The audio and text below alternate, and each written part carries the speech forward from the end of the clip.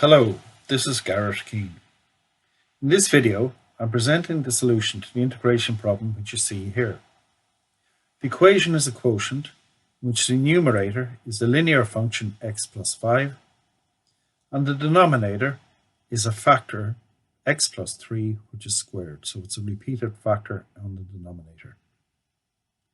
In its present form, it is not possible to integrate this equation directly. The correct partial fraction transformation rule must be applied to transform this quotient into two separate quotients which can be integrated directly using the methods you have previously applied. Your first task is to choose the correct partial fraction transformation rule for this particular problem. In this case, the denominator is a factor raised to the power of 2. So the third equation in this list is the correct one to take. I transferred the correct formula onto the top of this page, and the next step is to apply the integration operation to each of these terms. The next step is to take these constants, these arbitrary constants a and b, outside the integral. And also, what is done here is to take this formula here, this factor here, ax plus b squared, and it is brought up on top by changing the plus 2 here to a minus 2 here. This equation is now in a format in which it can be integrated directly. The integral of 1 over ax plus b is simply the log of ax plus b divided by a, and the integral here of a linear function brought to a negative power, ax plus b to the minus 2. The first task is to raise the power of minus 2 by 1. So you can see here it becomes minus 1. And then you divide by this raised power. So you get the minus 1 here. And you divide by the coefficient of x, which is a. So you get the a here. The final step is to just tidy this function up. So it's done simply by bringing the small a underneath the large a. So it's large a divided by small a, multiplied by the log of ax plus b. And then we have a minus 1 under here, so that gives us the minus here. So it's minus b divided by a, which is already here. And here we have ax plus b to the power of minus 1. So that brings that down below underneath the line. So it becomes the denominator.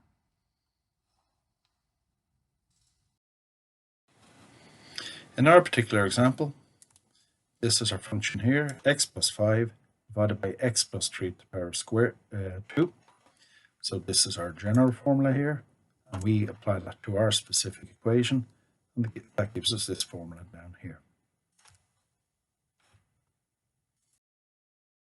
The next task is to remove the denominator from all of these terms.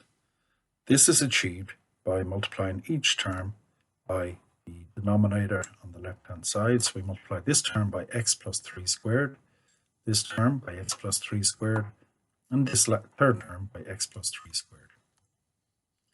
You can see here straight away that these two, this term here will cancel with this term here. This term here will cancel with this term here. And we have x plus 3 squared here and x plus 3 here. So we will be left with x plus 3 when you divide it in. So we're left with the numerator on the left-hand side, x plus 5. We're left with a times x plus 3. And on the last term, we're just left with the arbitrary constant b. The next thing we do is multiply this out. So this gives us x plus 5 is equal to ax plus 3a plus b. And then the last step is we group the two values here, 3a plus b, which are equal to the constant in the equation. So here we've copied across the equation x plus 5 is equal to ax plus 3a plus b.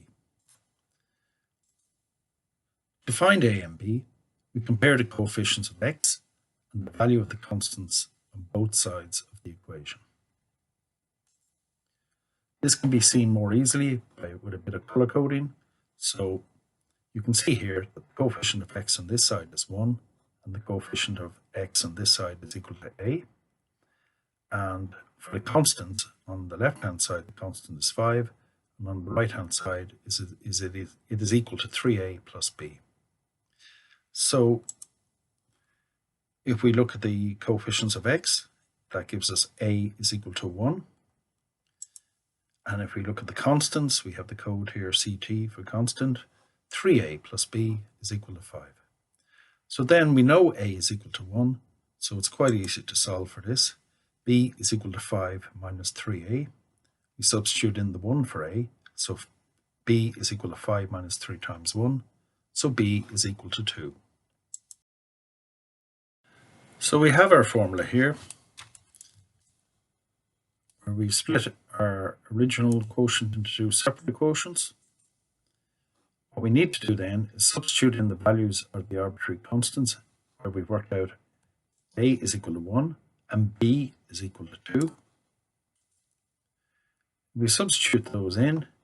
We then need to put this formula over here in a format to enable us to differentiate it. We'll take the constants outside.